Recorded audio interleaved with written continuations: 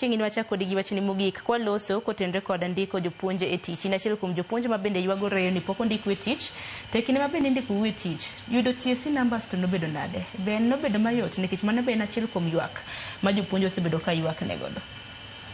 Erokamano.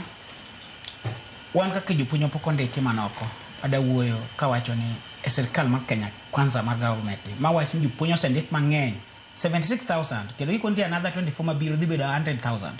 Ada wuoyo lo jopuonj mar P1 pok ondiki ni jo sirkal osendiko only 6,000 teachers for the last 3 years. Yakonoje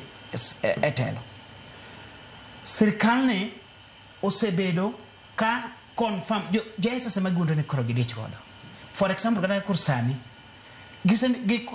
kedo JS ne gidhi kao internship over 20,000. P1 oling T. Kendo pod giling kendo nitie kada jopuonj mancho e tije 10,240 something mancho we teach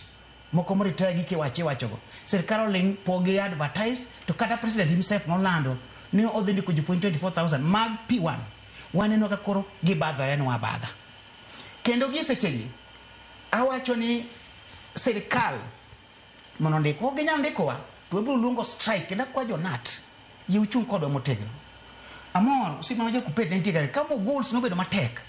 kane sirkal okudo winjo wachi ne gidhi barabara to jo kupet no ngo gelwedo mano miyo winjo wachi makoro sana at least to wan jonat linga ti ogida wuoyo kaune korero ka koro jatelo obwon koro wuoyo ka kira kwai jatelo jonat ongwa makawa lungo demonstration di mapagare bi uru moko mondo konyo nge sirkal manjo mana go koko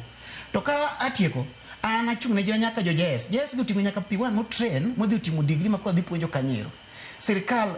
alivopaga boru miyo jo JS dio ma pesa according to the cost of living masane kida ndiko ngamodhi mo train mutiko igni adek kumka 2 years ochako dhi tiko igni adek igni ang'wen koka ni ngani kwera ndike ne mi alivopaga boru what is that with the living standard uinyowa wakwayo ni ka it's a matter of nini mi uru pesa manyalo winjore not 18,000 another two nitijo mano ndika ke internship JS mage jogega jogi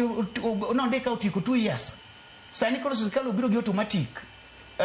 promotion after 3 years gibedo idhi to another level 2 years no bed counted makoko nyal bedo counted will come for you ngech kikinywa niko konde gi sana katieko jo siasa makaluo konywa uru okoda wuondore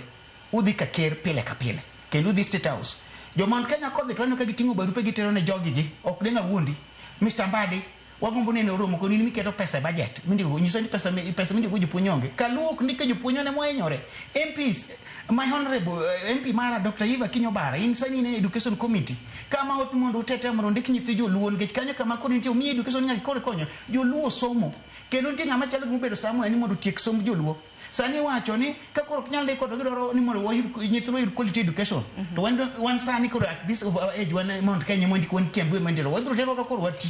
wadhi timam jo siasa wuogu woko mondo konyo weri uru corruption wacho cham mar chamo pesa bedo gi brokers mondo ko ondiko omiyo 200,000 no golu woko kendo jo siasa ayuru gi unu kun jutisi mondo ondikwa ang'o bedo gi barupe